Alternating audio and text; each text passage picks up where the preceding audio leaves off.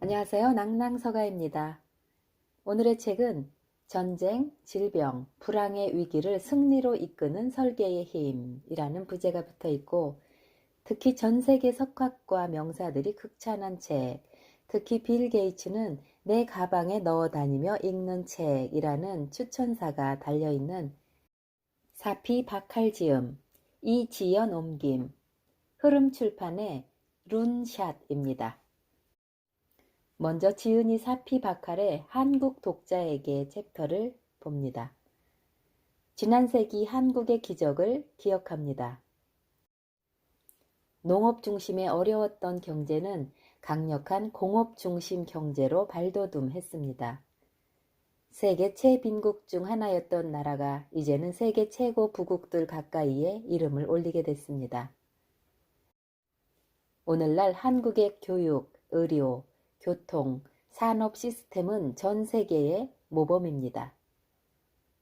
그런데 그 다음은 어떻게 될까요? 위대한 기업과 유망 스타트업이 공통적으로 겪었던 운명을 대한민국과 한국의 뛰어난 기업들은 피해갈 수 있을까?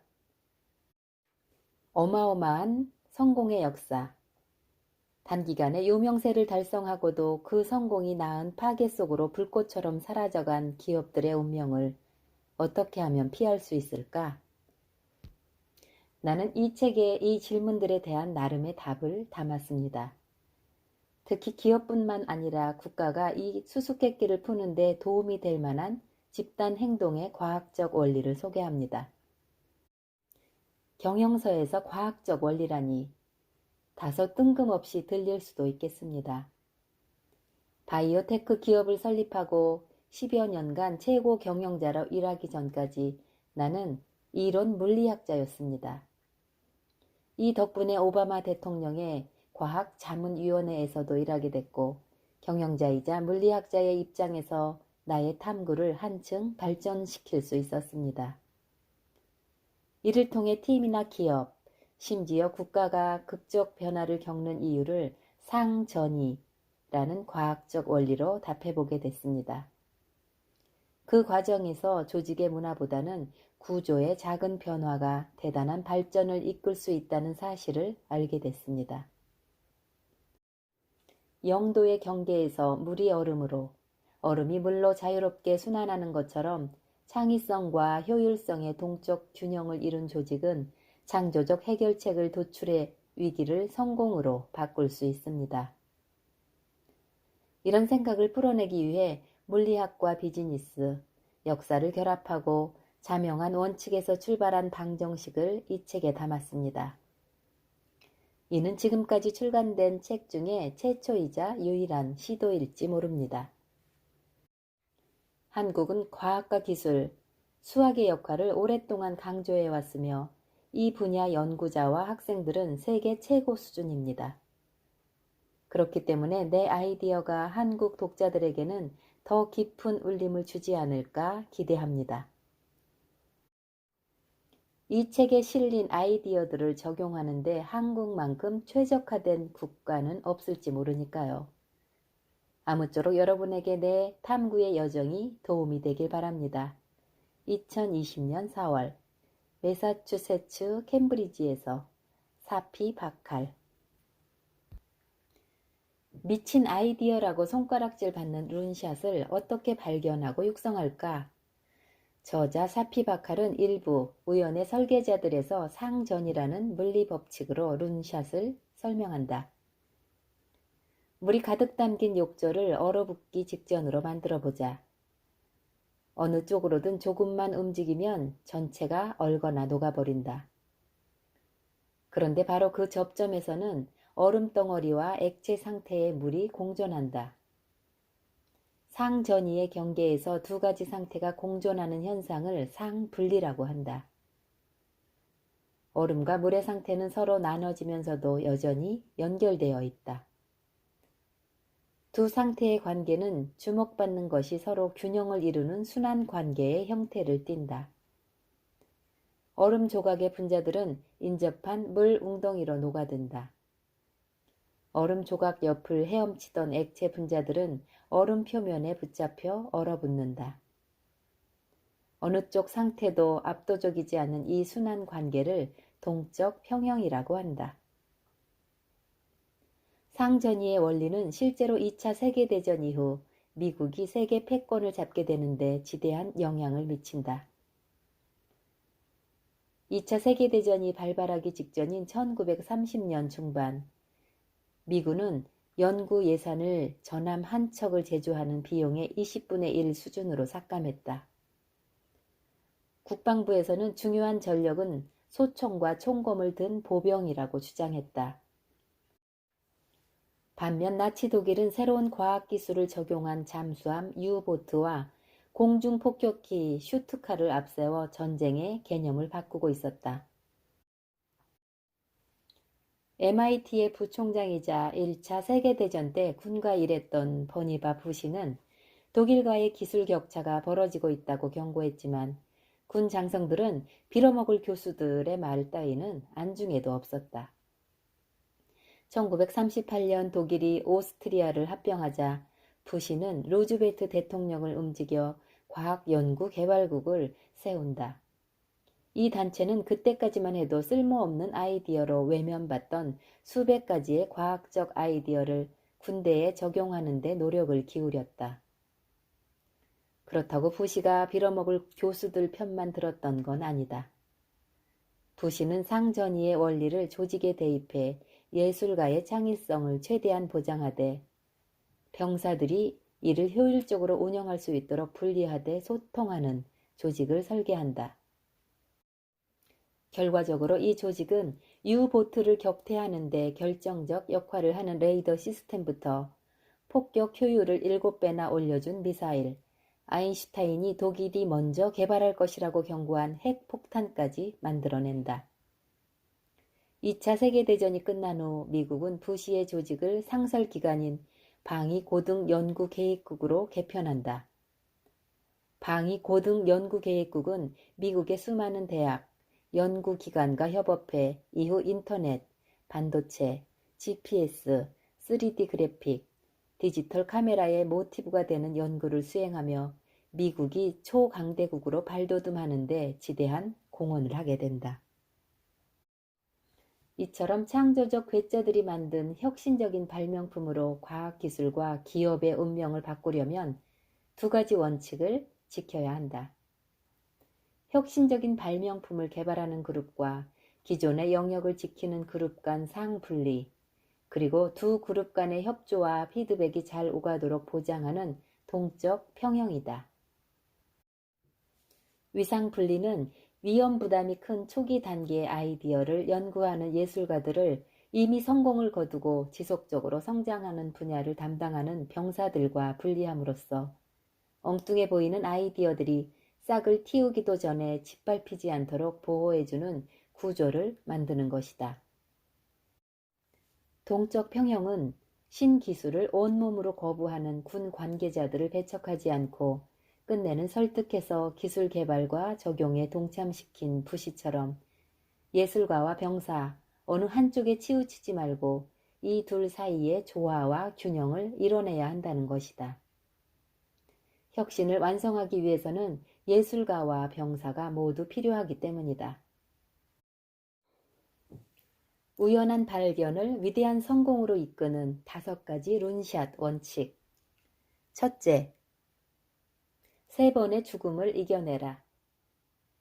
과학이나 비즈니스 또는 역사를 바꾼 아이디어 중에 처음부터 곽광을 받았던 경우는 거의 없다. 대부분 회의론과 불확실성의 길고 어두운 터널을 통과하며 짓밟히거나 무시당한다. 대부분의 리더와 조직은 다소 불안해 보이는 아이디어라도 묻어버리기보다는 온실 속에 화초를 키우는 것처럼 그 가능성을 격려해야 한다. 스타워즈 시리즈, 당뇨 치료제, 글리백, 애플의 스마트폰의 초기 아이디어는 여러 비난에도 불구하고 3번의 죽음을 이겨냈기에 꽃을 피울 수 있었다. 둘째, 가짜 실패에 속지 마라. 2004년 페이스북이 서비스를 시작했을 때 이미 많은 소셜 네트워크 서비스들이 가상의 공간에서 소통한다는 놀라운 아이디어에도 불구하고 짧은 유행 이후 급격한 실패를 거듭하고 있었다. 그래서 마크 저거버그가 엇비슷한 서비스로 투자를 받으려 하자 대부분의 투자자들은 외면했다. SNS는 청바지를 바꿔 입는 것처럼 유행을 타는 사업이라 생각했기 때문이다. 그러나 피터 틸은 왜 사용자들이 소셜 네트워크를 갈아탔는지 그 이유를 파고든다. 실사 끝에 그는 소셜 네트워크의 비즈니스 모델이 약하기 때문에 사용자들이 떠난다는 것이 아니라 자주 먹통이 되는 서비스의 상위 결함이 문제라는 사실을 발견한다. 대부분의 투자자들이 가짜 실패에 속았던 것이다. 피터 틸은 페이스북의 기술력을 확인하고 $50만 달러짜리 수표를 써줬다. 8년 뒤에 틸은 자신의 지분 대부분을 페이스북에 팔고 대략 10억 달러를 받았다. 셋째, 호기심을 갖고 실패에 귀 기울여라.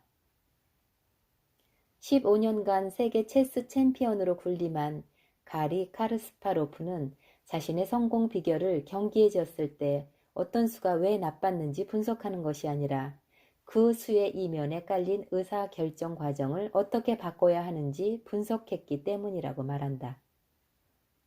다시 말해 내가 상대를 만나 그 시점에 그 수를 어떻게 결정했는지 분석하고 앞으로는 의사결정 과정이나 게임 준비 루틴을 어떻게 바꿔야 할지를 생각한다.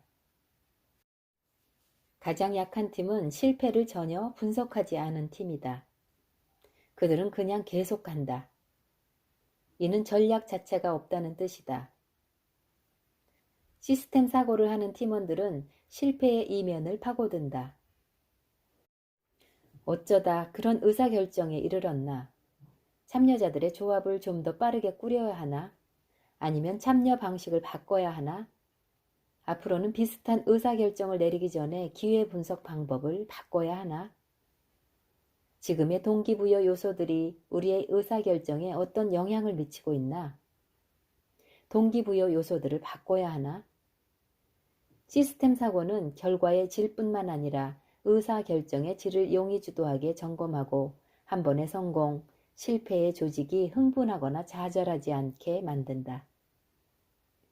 넷째, 문화보다 시스템을 만들어라. 2000년대 초반까지 노키아는 지구상 휴대폰의 절반을 팔아치우며 가장 가치 있는 기업이 됐다. 노키아의 CEO는 조직 문화가 성공의 핵심 열쇠라고 설명했다. 뭐 좀 재미나게 일해도 되고 정도에서 벗어나는 생각을 해도 되고 실수를 해도 되는 거죠. 2004년 신이 난 노키아의 엔지니어 몇몇이 완전히 새로운 종류의 전화기를 만들었다. 인터넷이 가능하고 커다란 컬러 터치스크린에 고해상도 카메라가 달린 전화기였다. 엔지니어들은 이 전화기에 어울리는 미친 아이디어를 하나 더 제안했다. 바로 온라인 앱 스토어를 만들자는 것. 그러나 경영진은 두 가지 아이디어 모두 묻어버렸다. 3년 뒤 엔지니어들은 자신들의 미친 아이디어가 스티브 잡스에 의해 구현되는 것을 목격한다. 5년 뒤 노키아는 업계의 관심에서 멀어진 회사가 되었고 2013년 노키아는 모바일 사업 부분을 매각했다. 흔히 아이디어는 창의적인 문화 속에서 꼽힌다고 말한다. 그러나 저자는 노키아와 애플을 비교하며 룬샷은 창의성과 효율성이 서로 균형을 이룬 구조 안에서 육성된다고 말한다. 다섯 번째, 선지자가 아니라 정원사가 되어라. 폴라로이드사를 세운 에드원 랜드는 천재적인 과학자이자 예술적 감각을 지닌 경영자로 유명했다. 그는 편광 현상을 활용해 3D 영화, 즉석 카메라를 상품화해 폴라로이드를 한때 지금의 애플보다 더 각광받는 기업으로 키웠다. 그러나 랜드는 구성원들의 아이디어를 격려하기보다는 아이디어의 심판자이자 배심원이 되기로 마음먹으면서 자신의 기업을 선지자만 쳐다보는 경직된 곳으로 만들고 말았다. 반면 버니바 부시와 애플로 다시 돌아온 스티브 잡스는 과학자 클리에이터의 입장인 예술가와 관리 조직자의 입장인 병사들 사이의 소통을 책임지고 아이디어의 이전과 교환을 장려하는 정원사 역할에 집중한다. 결과적으로 폴라로이드는 빛나는 성공 뒤에 처절한 실패를 맛보았지만 버니바 부시의 조직과 애플은 세계를 근본적으로 바꾸어 놓는다. 에필로그. 처음에는 누구도 몰랐다. 이 책에서 내가 전략형 룬샷과 제품형 룬샷이라는 구분을 사용한 것은 어떤 팀이든 기업이든 대형 조직이든 의식적으로 혹은 종종 무의식적으로 전략이나 제품에 대해 깊숙이 간직한 신념을 발전시키기 마련인데 룬샷은 그런 신념에 도전하면서 정반대쪽에 투자하는 일이기 때문이다. 어쩌면 당신의 제품이나 비즈니스 모델에 관해 당신이 진실이라고 확신하는 내용이 모두 옳을 수 있다. 또 당신의 신념에 어긋나는 미친 아이디어를 늘어놓는 사람들이 다 틀렸을 수도 있다. 하지만 만일 그게 아니라면 어쩔 텐가?